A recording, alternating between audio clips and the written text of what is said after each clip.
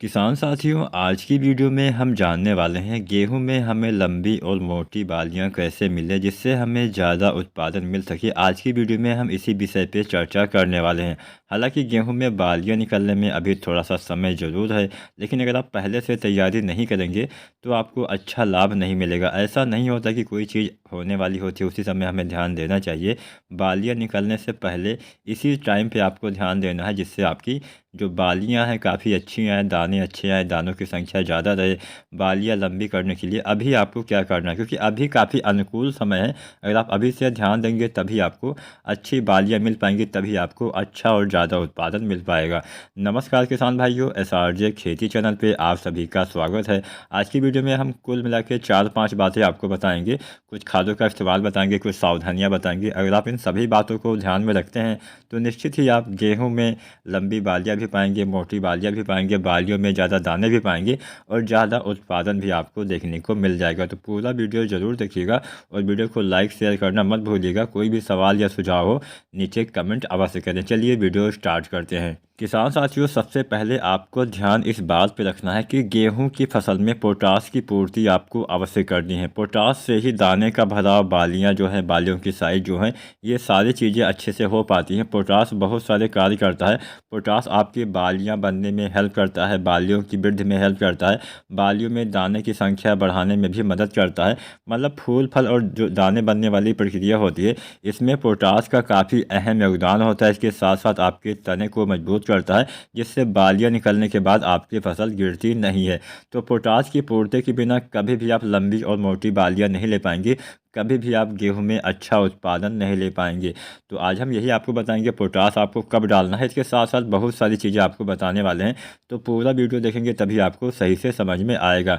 तो अगर हम बात करें पोटास की, तो यहाँ पे हम MOP पोटास का प्रयोग आपको बताने वाले हैं। इसका इस्तेमाल आपको कैसे करना है, कब कब करना है।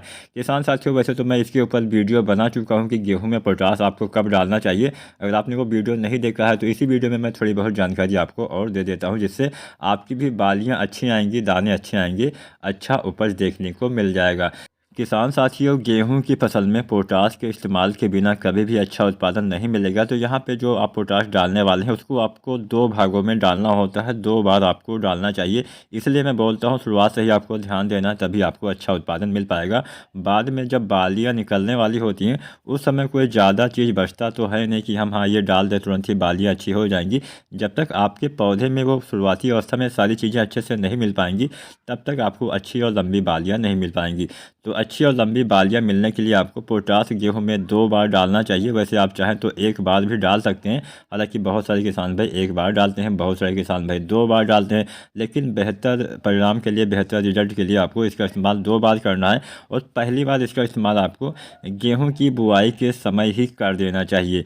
अगर हम मात्रा के बारे में जानें तो यहाँ पर किसान साथियों, गेहूँ की संपूर्ण फसल अवधि में, मतलब बुआई से लेकर कटाई तक, लगभग 40 किलो से लेकर 45 किलो पोटास की आवश्यकता होती है। इतनी मात्रा पर्याप्त होती है। लेकिन आप सोचेंगे कि हम बुआई तो कर चुके हैं, तो अब बुआई वाली मात्रा हम कैसे दें। तो मान लीजिए बुआई के समय आप इसकी मात्रा न डाल पाए हों, तो हमारे किसान साथी जब पहला पानी लगाते हैं, पहली सिंचाई करते हैं, तो पहले सिंचाई पर भी पोटास की पहली मात्रा डाल सकते हैं।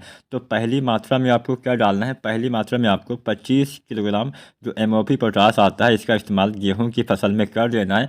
अब बहुत सारे हमारे किसान भाई ऐसे भी होंगे जो गेहूँ में पहली सिंचाई भी कर चुके होंगे, दूसरी सिंचाई करने वाले होंगे। तो दूसरी सिंचाई करने से पहले ही आपको पोटास डाल देना है। मतलब जितना जल्दी हो सके पोटास की पहली मात्रा आपको डाल देनी है। 30 से 40 दिन अधिकतम आपको पहली मात्रा डाल देनी चाहिए, क्योंकि उसके बाद में हम दूसरी मात्रा डालने वाले हैं। तो यहाँ पे पहली मात्रा आपने मान लीजिए पहले पानी पे डाल दिया, फिर 2, 4, 10 दिन के बाद डाल दी। तो दूसरी मात्रा किसान साथियों आपको गेहूँ की फसल में 60 दिन के अंदर डाल देनी है। अब यहाँ पे बहुत सारा कन्फ्यूजन हो गया है, तो हम आपके कन्फ्यूजन दूर कर देते हैं। वैसे तो एक बेसिक तरीका जो होता है, बुआई के समय आपको 25 kg देना होता है, उसके बाद में दूसरे पानी पे आपको 20 किलोग्राम जो पोटास है MOP वो देना होता है। लेकिन मान लीजिए बुआई के समय आप न डाल पाए हो, तो 25 kg आपको पहले पानी पे डाल देना है। मान लीजिए पहला पानी भी आप लगा चुके हैं, तो पहले पानी के 2, 4, 10 दिन के अंदर आपको डाल देना है। उसके बाद में दूसरी मात्रा फिर से आपको 55 से 60 दिन तक डाल देना है। मतलब दूसरा पानी लगाने के बाद डाल देना है। अगर मान लीजिए आप 30 दिन पर डालते हैं तो कम से कम 20 दिन का अंतर तो आपको रखना ही चाहिए। तो 20 दिन के बाद ही आपको देना होता है। ऐसा नहीं कि हाँ आज आपने 10 डाल दिया, कल फिर से आपने 10 kg डाल दिया, ऐसा नहीं होता, कुछ समय आपको देना पड़ता है। तो ऐसे आपको डाल देना है, अच्छा लाभ देखने को मिल जाएगा। पोटास आपको संपूर्ण 45 kg डालना होता है। वैसे बुआई के समय भी बहुत सारे किसान भाई 45 kg पोटास डाल देते हैं। अगर आपको कुछ भी नहीं समझ में आया है, नीचे कमेंट बॉक्स से आसानी से आप अपने सारे सवाल हमसे साझा कर सकते हैं। हम आपके सारे सवालों के जवाब देने की पूरी कोशिश ज़रूर करेंगे। तो यहाँ पे किसान साथियों नंबर 1 पे हो गया पोटास। पोटास को आपको अवश्य डालना है, बिना पोटास के कभी भी आप गेहूं में अच्छी और लंबी बालियां नहीं ले पाएंगे, अच्छा उत्पादन नहीं ले पाएंगे। हो सकता है आपकी फसल काफ़ी अच्छी हो, ग्रोथ काफ़ी अच्छी हो, बालियां भी अच्छी है, लेकिन दाने अच्छे नहीं आएंगे और आपका वजन कम रह जाएगा, दाने पतले रह जाएंगे, जिससे आपको उत्पादन में सीधा सीधा कमी आएगी अगर पोटास की कमी हो जाती है तो नंबर 1 पे पोटास हो गया। नंबर 2 पे किसान साथियों क्या करना है, बालियां निकलने से पहले हम एक NPK डालते हैं, उसका नाम है 05234। इसका काफ़ी अहम योगदान होता है, इसका भी इस्तेमाल आपको अवश्य करना चाहिए। अगर आप चाहते हैं अच्छी हेल्दी बालियां आएँ तो 05234 भी आपको अवश्य डालना होता है। इसका इस्तेमाल गबोड अवस्था यानी बालियां निकलने से पहले वाली अवस्था में, जब बालियों का विकास हो रहा होता है, उस समय आपको डालना होता है। जब तना आपका थोड़ा सा मोटा होने लगे तब बेहतर समय होता है इसके इस्तेमाल करने का। तो इसमें 52% फास्फोरस होता है। फास्फोरस आपके बालियों में जो तत्व पहुँचते हैं उसके ट्रांसपोर्ट का काम करता है, काफ़ी जल्दी पोषक तत्वों को पहुँचाता है, जिससे सारे तत्व बालियों तक आसानी से पहुँच पाते हैं। बालियों के विकास में तेज़ी आती है, अच्छे से बालियाँ विकसित हो पाती हैं, बालियों की लंबाई मोटाई भी बढ़ जाती है, दानों की संख्या भी बढ़ सकती है। इसके साथ साथ 34% पोटेशियम होता है। पोटेशियम का काम ही यही होता है कि आपके दाने के निर्माण में, आपके फल फूल के विकास में हेल्प करना। तो पोटास से आपको अच्छा लाभ मिलेगा। जैसा कि शुरुआत में मैंने आपको बता ही दिया, पोटास के बहुत सारे फायदे होते हैं। तो यहाँ पे 05234 डालने का यही मकसद होता है। जो हम चीज़ें स्प्रे यानी NPK के रूप में देते हैं, पौधे उसको काफ़ी जल्दी ले पाते हैं, काफ़ी जल्दी उसका असर दिखाई दे जाता है। तो यहाँ पे इस अवस्था में एक बूस्टिंग का काम करेगा, आपके पौधे में बालियाँ काफ़ी अच्छी आ जाएंगी। तो इसका इस्तेमाल गबोड अवस्था में इसकी आपको 1 किलोग्राम से लेकर 1.5 किलोग्राम मात्रा प्रति एकड़ की दर तक डाल देना है।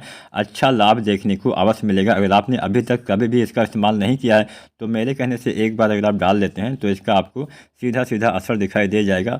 भले ही अगर आप नहीं चाहते हैं कि संपूर्ण फसल में डालें तो एक थोड़ा सा, मतलब मान लीजिए अगर आपके पास 2 एकड़ खेत है तो 1 एकड़ में डाल लीजिए, 1 एकड़ है तो आधा एकड़ में डाल के आप एक परिणाम देख सकते हैं कि हाँ, हमने जिसमें डाला है उसमें कैसा हमें मिला है उत्पादन, जिसमें हमने नहीं डाला है उसमें हमें कितना उत्पादन मिला है। तो आपके उत्पादन में, आपके पैदावार में, दानों की चमक में ज़रूर आपको अंतर दिखाई दे जाएगा। एक बार आपको अवश्य इसका इस्तेमाल करना चाहिए मेरे हिसाब से।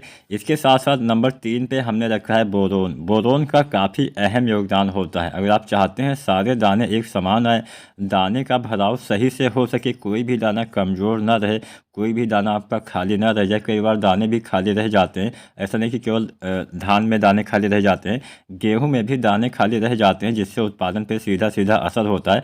तो बोरोन यहाँ पे काफ़ी अच्छा काम करेगा। बोरोन आपके पौधे में पोलिनेशन करने में काफ़ी मदद करता है। मतलब जो परागण प्रक्रिया होती है जिससे मेल और फीमेल फ्लावर से दाने का निर्माण होता है, वो प्रोसेस काफ़ी सही ढंग से हो पाती है। वो प्रोसेस अगर सही से नहीं होती है तो कई बार दाने खाली रह जाते हैं या फिर दाने हमारे सही से नहीं आ पाते हैं।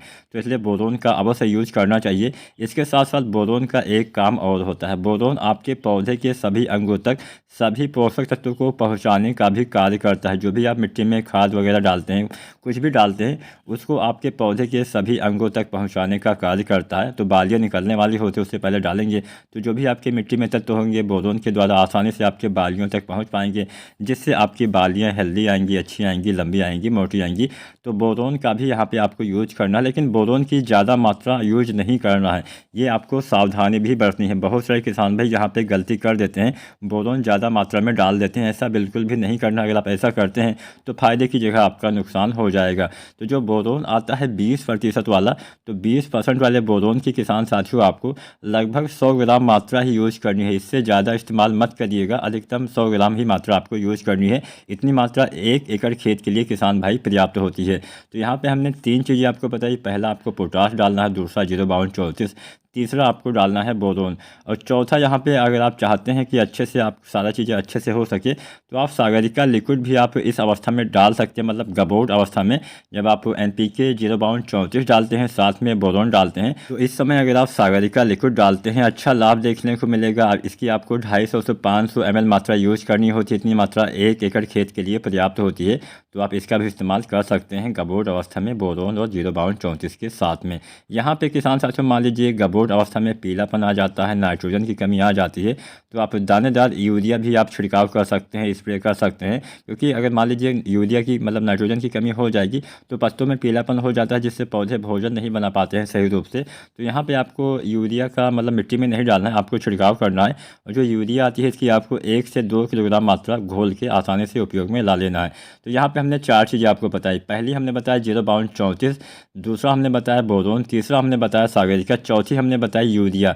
यूरिया तभी प्रयोग करिएगा जब नाइट्रोजन की कमी गबोर अवस्था में हो, अन्यथा आपको नहीं डालना है। तो ये चार या 3 चीज़ें आपको डाल देनी है, अच्छा लाभ मिलेगा, अच्छी बालियाँ हेल्दी बालियाँ आएंगी और अच्छा उत्पादन निश्चित ही आपको देखने को मिल जाएगा। इसके साथ साथ 5वीं बात, सबसे अहम और सबसे ज़रूरी बात यहाँ पे मैं आपको बताने जा रहा हूँ।